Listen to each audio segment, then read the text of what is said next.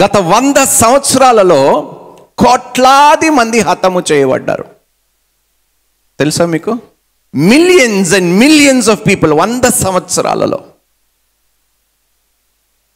Israel ప్రజలు Hitler కాలంలో ఎంతమంది చంపబడ్డారు చెప్పండి? 60 లక్షల మంది. ఒక్క హిట్లర్ ఎంతమందిని చంపాడండి?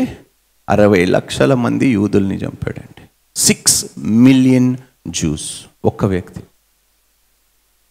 ఇలా వరల్డ్ వార్ 2 ఎంతమంది చనిపోయారండి? దానికి ఎవరు కారణం?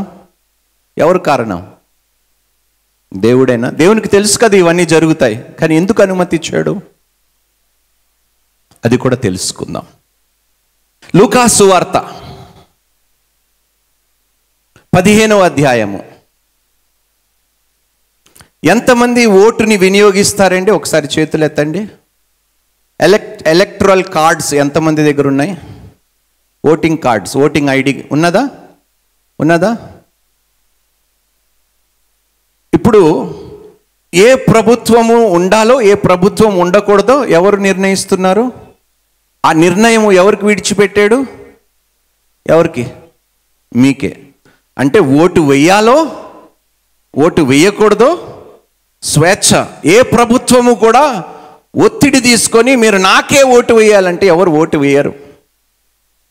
అర్థమవుతుంది కదా? స్వేచ్ఛ మీకే ఇచ్చాడు దేవుడు. మన అందరికీ కూడా ఓటు హక్కు ఇచ్చాడు. మనందరికీ కూడా దేవుడు ఓటు హక్కు ఇచ్చాడు. అది తెలుసుకుందాం. దాన్ని ఏ విధంగా మనం ఉపయోగించుకున్నామో, ఏ విధంగా దానిని దుర్వినియోగపరుచుకున్నామో, ఏ విధంగా ఓటు వేసుకొని మనమే నాశనం అయిపోయామో